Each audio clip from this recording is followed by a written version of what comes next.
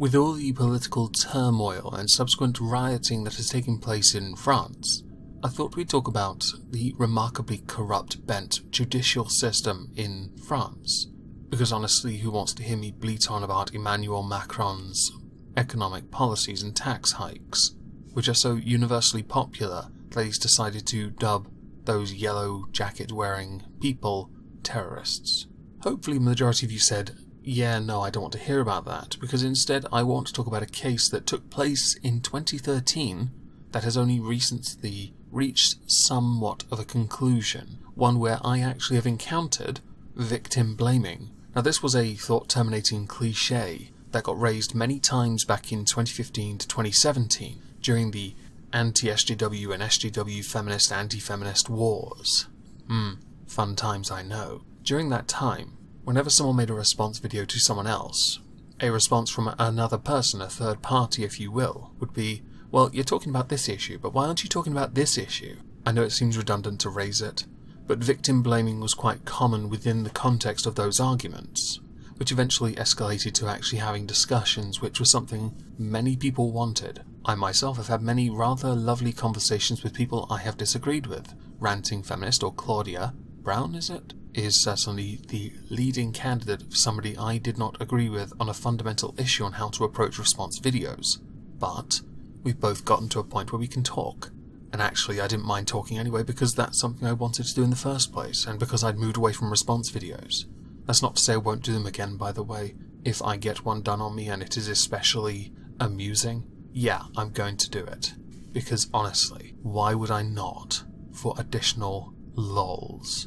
Now many of you will know what victim blaming is. It's the equivalent to saying, well, you got raped, but what were you wearing? That was the argument in fact used in a number of those response videos.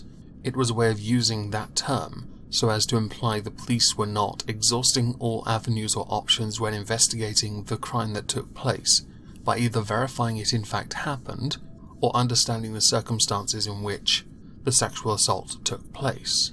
Now earlier on I mentioned I had never seen a genuine form of it, and that is true. In all the videos I have made on this channel, I have never encountered actual victim blaming, much like those that involve sexual assault and the subsequent question of, but what were you wearing, and then that being used in a court. My perception on this has always been that the term victim blaming has been used as a term to fob off a point rather than address the remark. So this current case we're going to address, to me, is actually new, but it is nice to know that this case started before victim blaming became so popular. Now the case involves a French court that has, and I am not joking, partially blamed the victim of domestic violence because, and I quote, she went home to her abuser. The first words in my head were, you fucking what, mate? The name given for the victim in this particular case is Ada, a truly French name, was thrown from the second floor window and is now partially paralysed because of it. Now she was awarded €90,000 or £81,000, but will only be given part of it as she was deemed by the compensation committee to be partially to blame for the incident. The way that the court has worked this out is that because the police advised her to leave the home, even though if you think about it, surely her name would be on the tenancy, one could certainly hope it was. That way he would surely be advised to leave the home and not her, and then put a restraining order on him. In this instance, I'm baffled why the woman was considered secondary and her safety was considered secondary, because there are other factors at play here. The lawyer pointed out that because of the time of night when the police advised this, there was no transport to get her to a friend's house, and government facilities, like shelters, would not take her. So it would be reasonable and logical in this instance to kick the abuser from the home and place a restraining order upon him to protect her, which makes more sense to me, and I certainly understand under very desperate circumstances why she would go back. There are many different factors that play here, why someone goes back to an abuser. Do they go back to the abuser, or do they go back to a roof over their head, knowing that the consequence is they will be abused? Now I know many of you, my audience, my lovely audience, are going to take a very no-nonsense approach to this, and that is totally understandable. But I also understand, under desperate circumstances, why some do that. I have seen it. I have stopped people from doing it. because the last thing anyone really wants is for someone to go back to an abuser, but we all know why some do, whether it be love or, as earlier stated, desperation. Now let's overlook the fact that she would require help in getting a new home, state help, and let's just focus on the fact that the police, in the circumstances where they went to the home because abuse was reported, did nothing. Let's focus on that. The UK police get a rough time for being absolute dogshit. Well, we can now add the French, although it wasn't hard to add them anyway. The earlier mentioned riots show just how pathetic they are. Earlier on I mentioned the event took place in 2013. It has taken 6 years to get some kind of resolution, although I would argue no true justice has been achieved.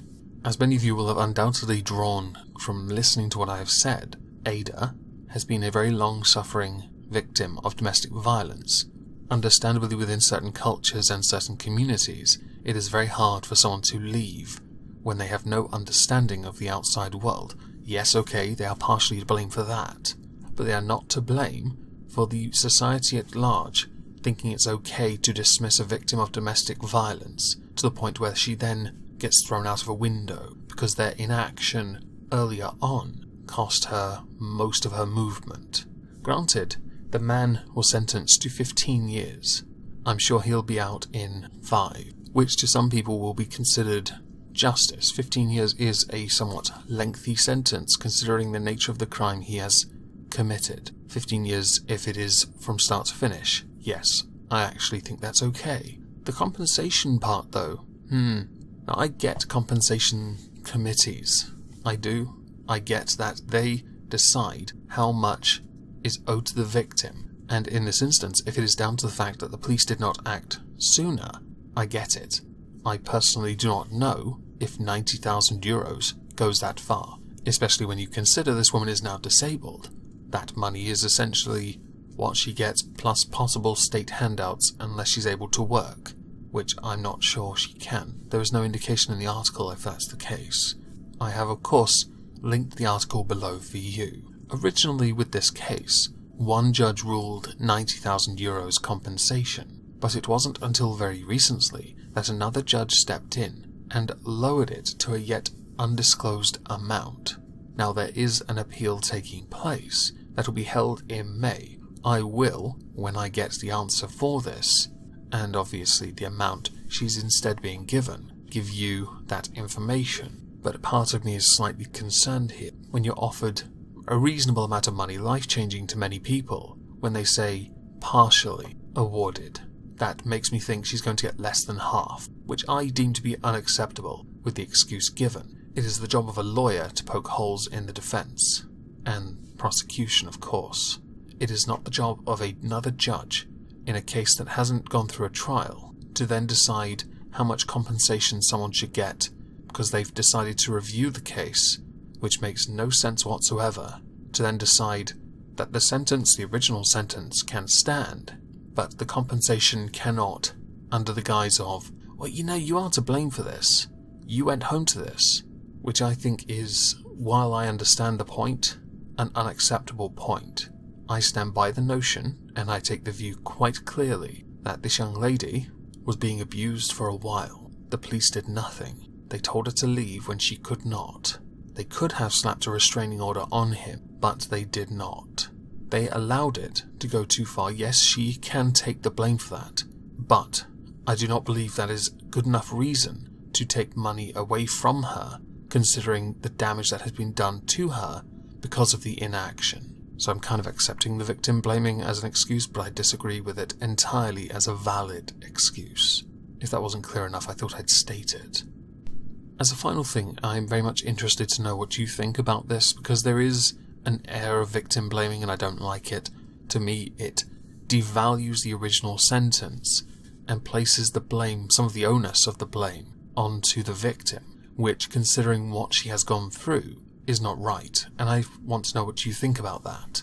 Oh, and before we finish, tonight at 9 PM GMT over on the Omegon Plays channel, I'm going to be streaming American Truck of Peace Simulator, because I'm incredibly exciting. So I hope everyone has a lovely Tuesday the 8th of January, and thank you all for listening.